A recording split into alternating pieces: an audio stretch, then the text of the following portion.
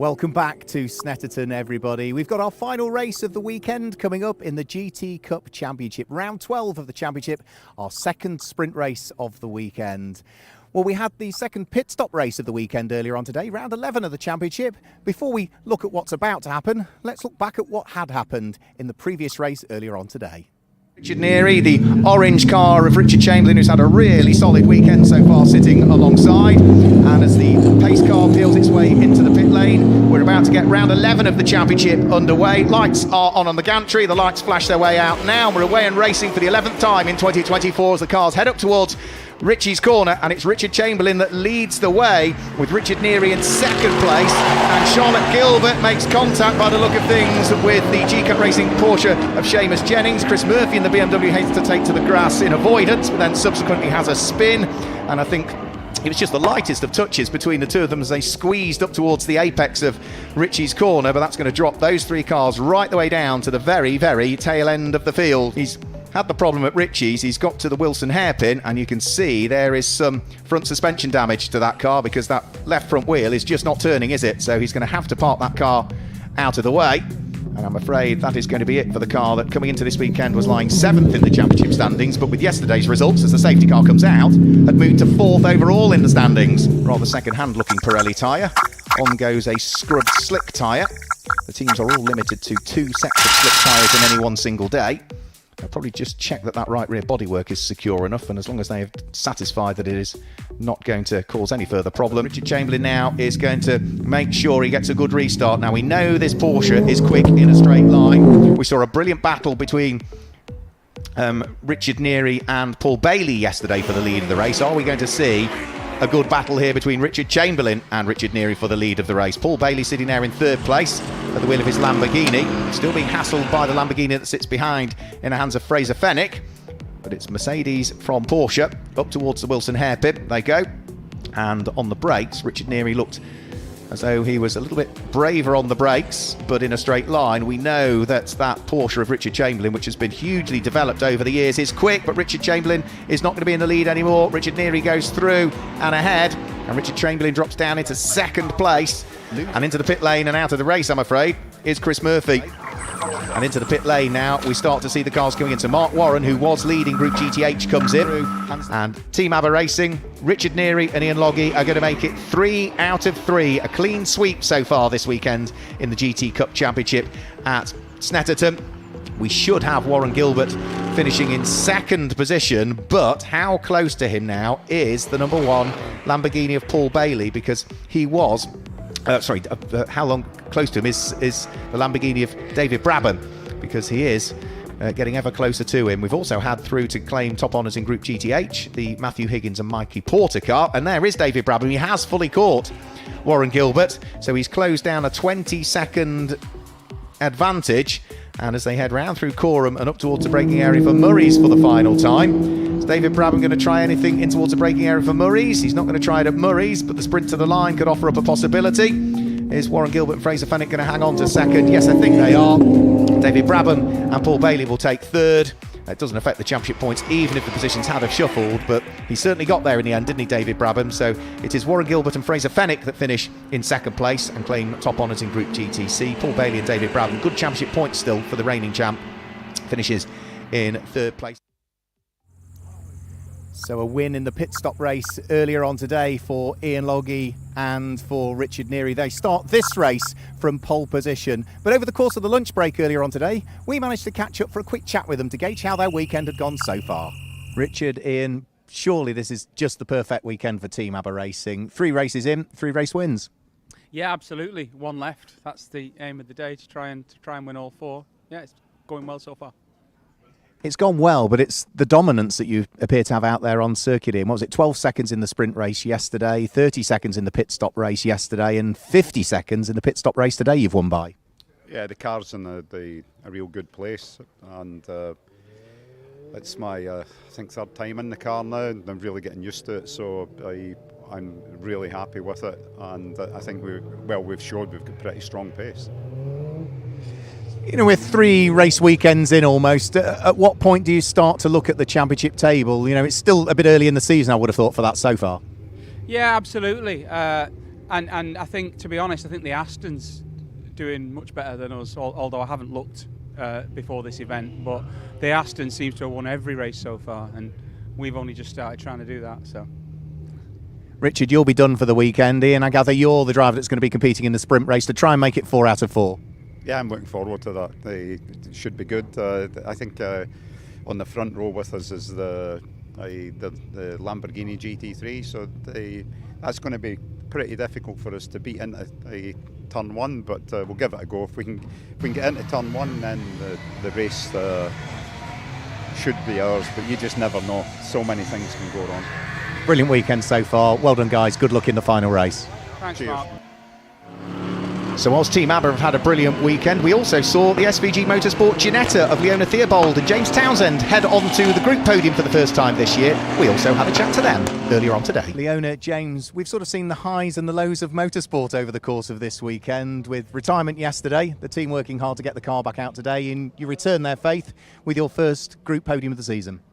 Yeah, it was absolutely awesome. It's our first podium for the pit stop race this season, and it's my first podium ever, so I'm absolutely over the moon, and the team and James have worked so hard, so we're really pleased.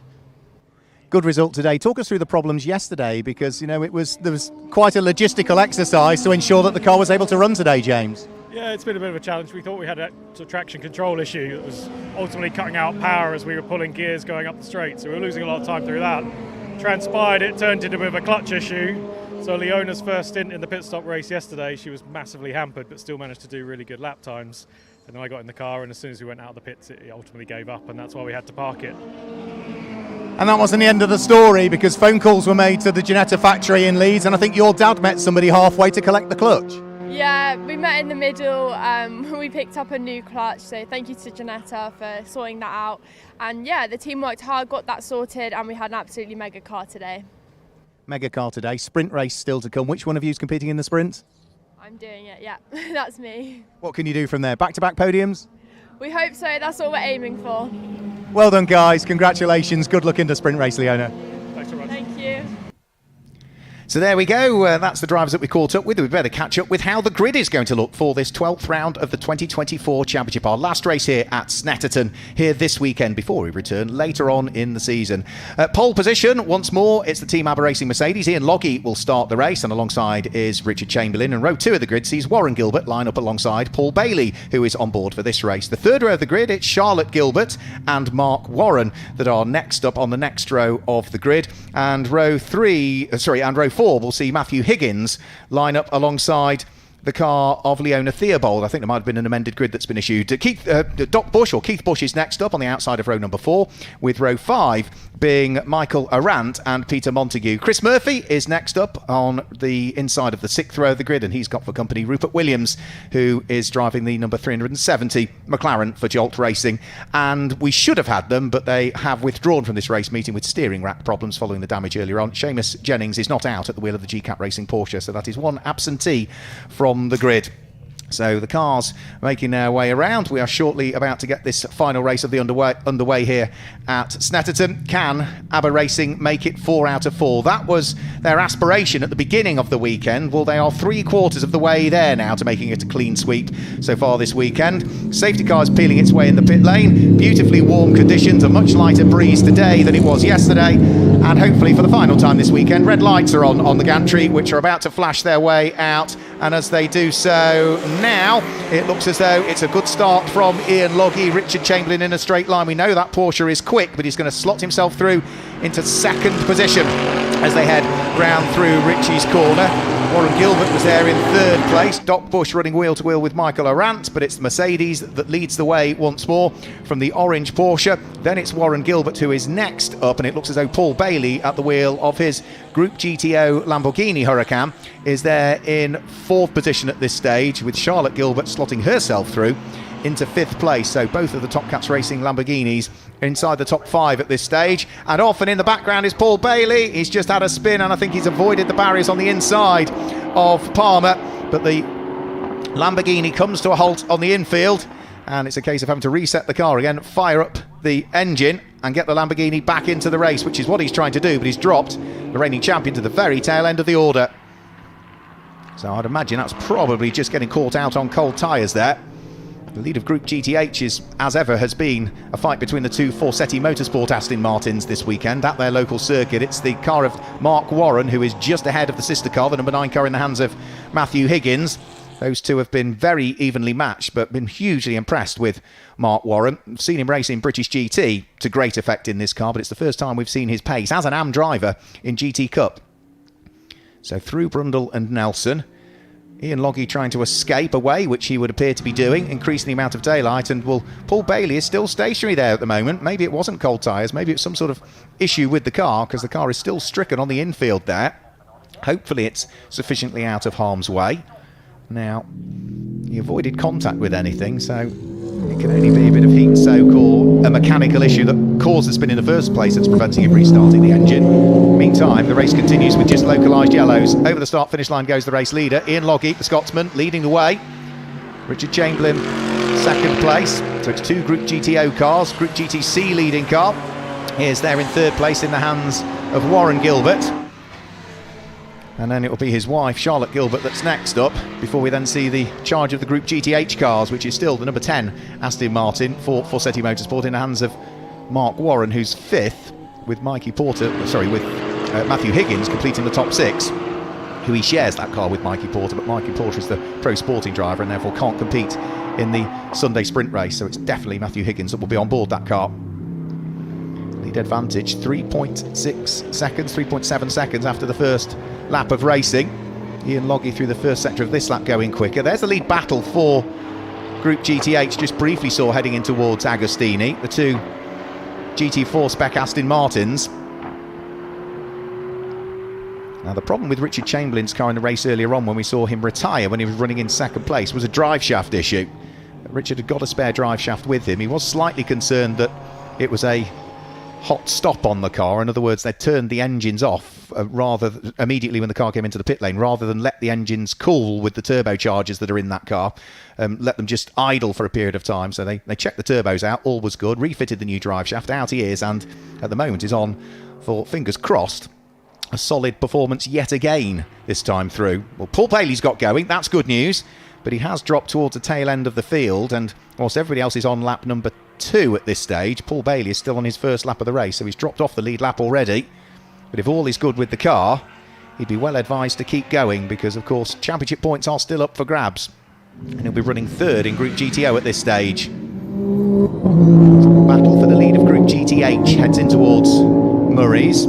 Still Mark Warren at the moment, being shadowed all of the time by Matthew Higgins, who is trying to close up, see what he might be able to do. But Mark Warren leading the way at this stage. Sister car sitting right behind in the hands of Matthew Higgins, who hasn't got a great deal of car racing experience prior to this season. Did a bit of Formula 4 racing out in the US, but other than that, it's all largely been karting from him. He was runner-up in the Senior Rotex Max Championship in the UK last year. Back to the battle for 2nd and 3rd place. Warren Gilbert is not disappearing out of the mirror, is he, particularly of Richard Chamberlain at this stage. But for Warren Gilbert, he will be fairly content to sit behind, because even if he overtakes that orange Porsche, he's not going to gain any more championship points, because Warren Gilbert's in Group GTC, Richard Chamberlain's in Group GTO. Battle for the lead of Group GTH still continues as well. And the more problems, I'm afraid, is that Richard Chamberlain's slowing again out on circuit. I think he might be, you know. Warren Gilbert has gone through, yeah, and Richard Chamberlain allows Charlotte Gilbert to go through. And I'm afraid what started as a brilliant weekend for the Porsche that seemed really on song has unfortunately taken very much a U-turn today. Looks as though Richard Chamberlain is on for 2 retirements out of 2 races today, and that now means that Warren Gilbert, at the wheel of the first of the 2 Top Cats Racing Lamborghinis, moves up into 2nd position. His wife, Charlotte Gilbert, moves up into 3rd as they continue to battle over who wants to be 1st and 2nd in Group GTC, and these 2 Aston Martins are still trying to work out who wants to be 1st and 2nd in Group GTH.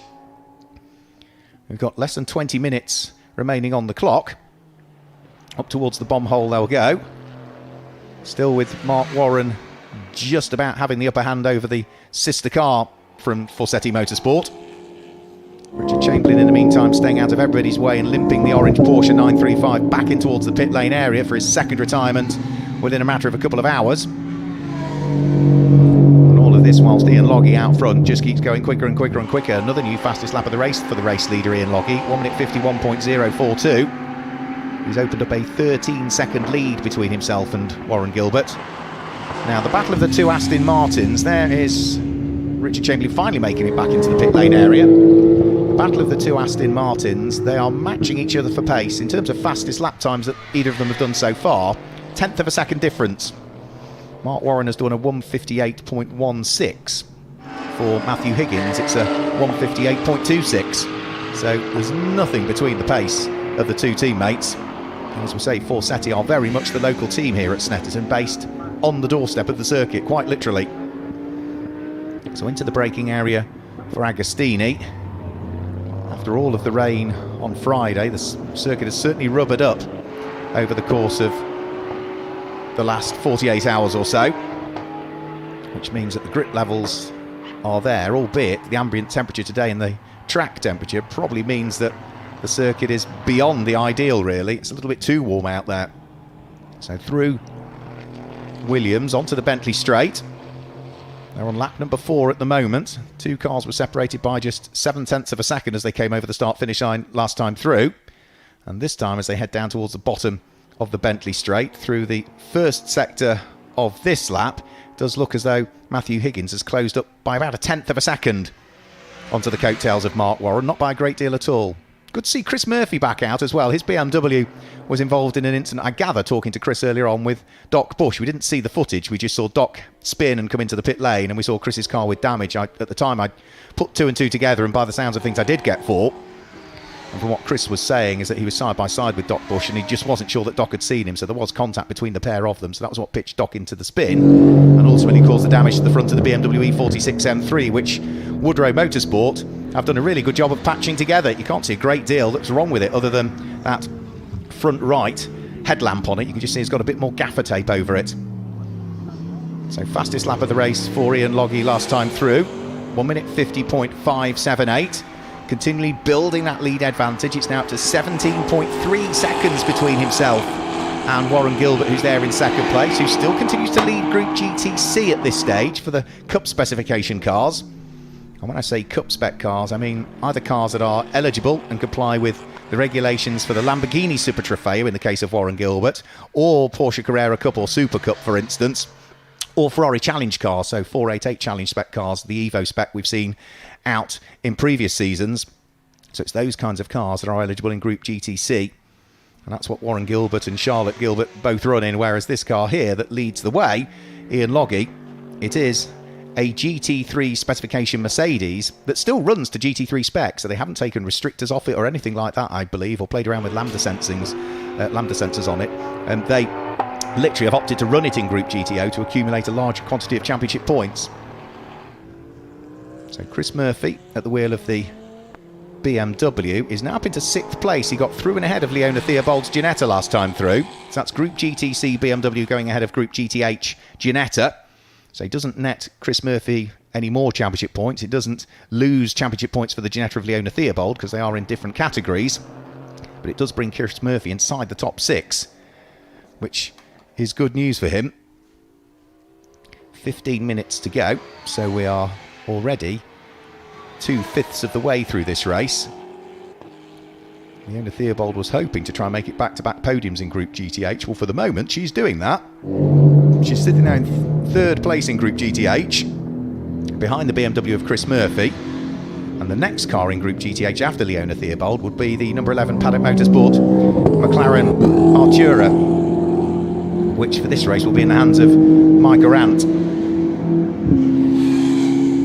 So through goes that McLaren over the start-finish line. Is Michael closing on Leona? No, he was about 0.4 of a second slower last time through. So it doesn't look as though the Paddock Motorsport McLaren is closing. And also leading Group GTA once more will be Rupert Williams at the wheel of the Jolt Racing slightly older 570S McLaren.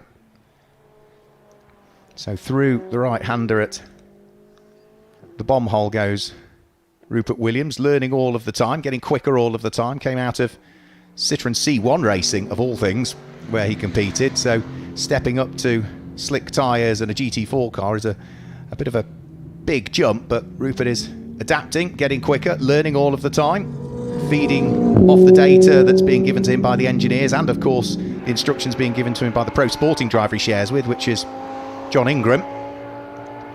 But before too much longer, that car will drop off the lead lap, because in the background you can see the race leader was beginning to close, and we've also now, I think, got the fight fully on for the lead of Group GTH between the two teammates. So it is Forsetti Motorsport 1-2 in Group GTH, and it's still Mark Warren being shadowed all of the time by Matthew Higgins. You think back 2 weeks ago, and in Group GTH, the two Morpheus teammates got together on the final lap with contact at Brands Hatch. Well, let's hope that Forsetti Motorsport don't have the same worries here, because the two cars are circulating pretty much together. Not quite as close as the Mercedes were at Brands Hatch, but they are within touching distance of each other, and they are absolutely matched for pace. Nothing between them. last lap, Matthew Higgins was maybe 1/10 of a second quicker than Mark Warren, which has allowed the car with the Dayglow green flashes to close a little bit more on the sister car that lies ahead. It's not going to be close enough though as they head up towards Ritchie's this time through. So it's still Group GTH lead and 4th overall for Mark Warren, and 2nd in Group GTH, 5th overall for Matthew Higgins.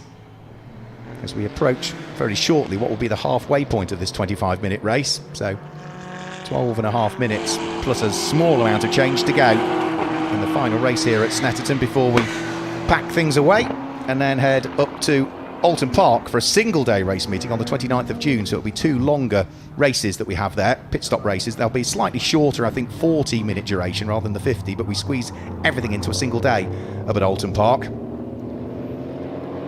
So nose to tail out of Agostini. Has Matthew Higgins got any further questions he can ask of the car ahead of Mark Warren? The car that is sitting there second in that train is the car that leads the overall championship at the moment, so I think it's 258 points going into this race for the number 9 Aston Martin, whereas the car that is ahead in the hands of Mark Warren, that's been driven largely this season by Jody Sloss and Rhiannon O'Meara Hunt, lies 7th in the championship standings. Ian Logie dealing with more traffic, still continuing to build that lead advantage. He's still lapping the best part of almost 2-3 seconds quicker than anybody else out there on circuit at the moment.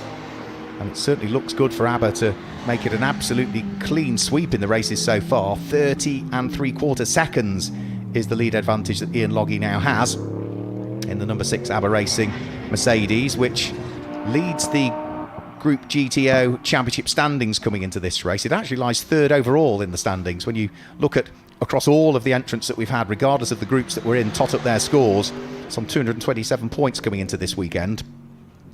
And that would put it, 31 points off the lead of the championship at this stage. So it's been a good, solid season so far for ABBA Racing.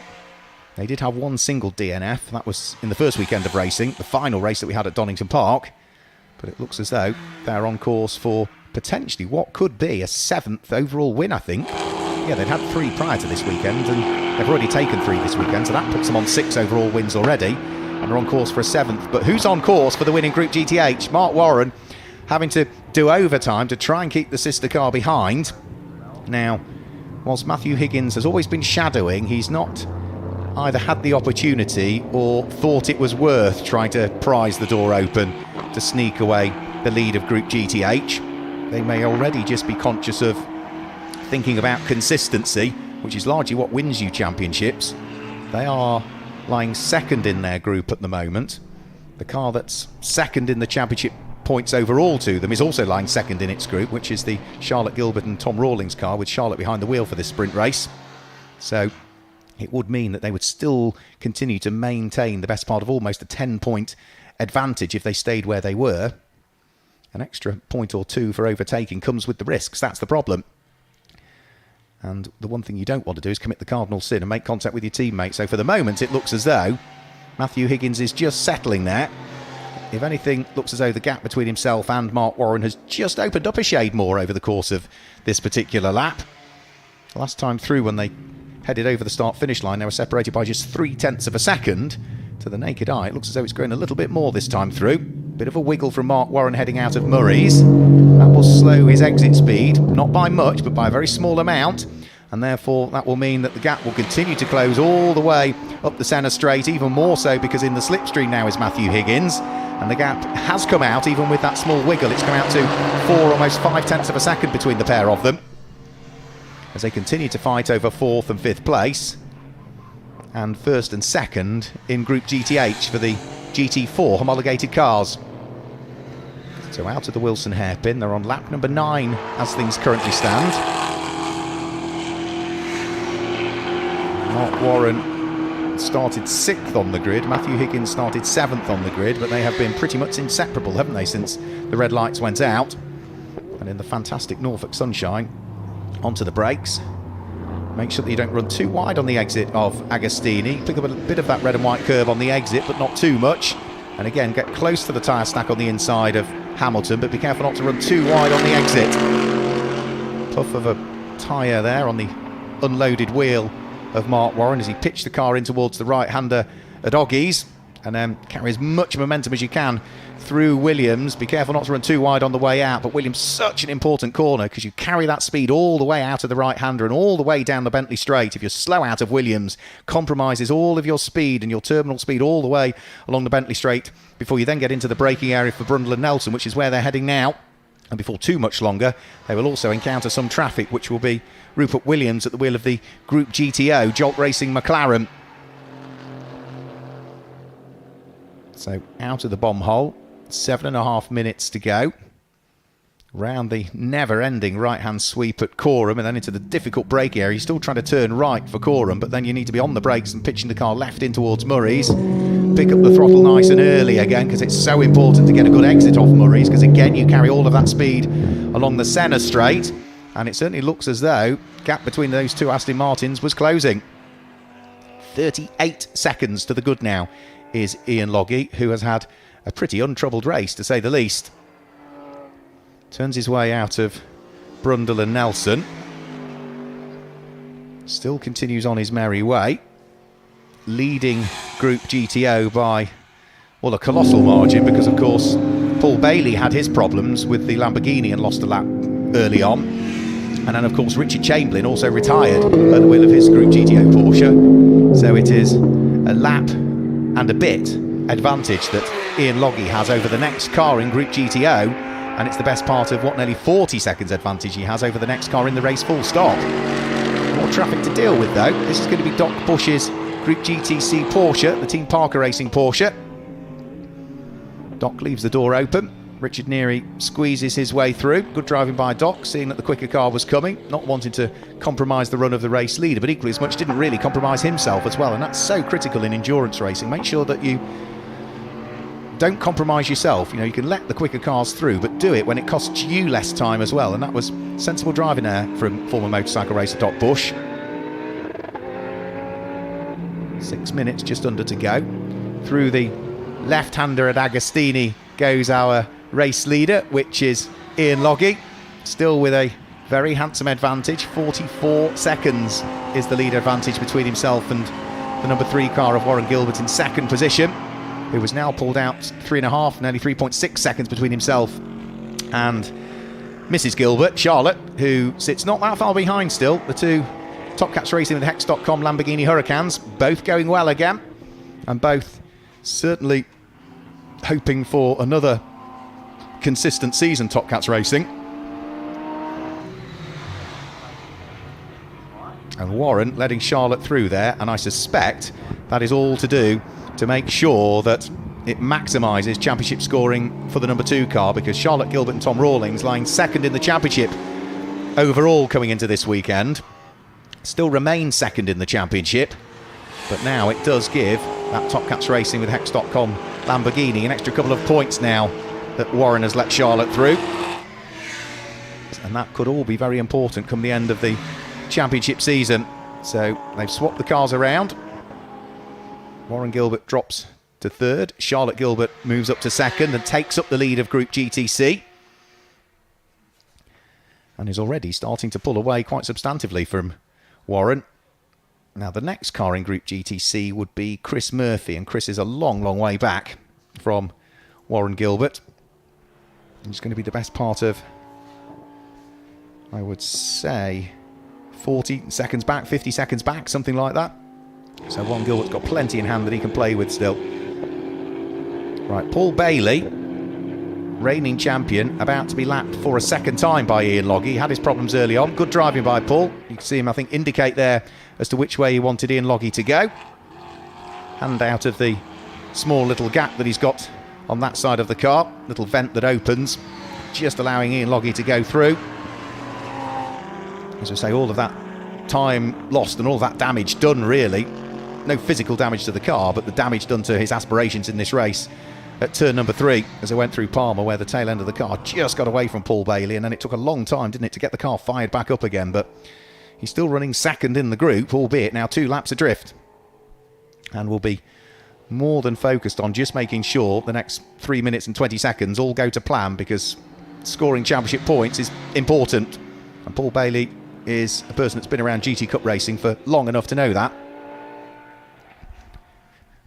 So 3 minutes to go, so our race leader should be starting the penultimate lap of the race this time through. Still work to do though. About to place another lap on the Group GTA McLaren 570S GT4 of Rupert Williams. And for Ian Logie, he'll meet that car in a straight line, so he can ease his way past without any problem at all.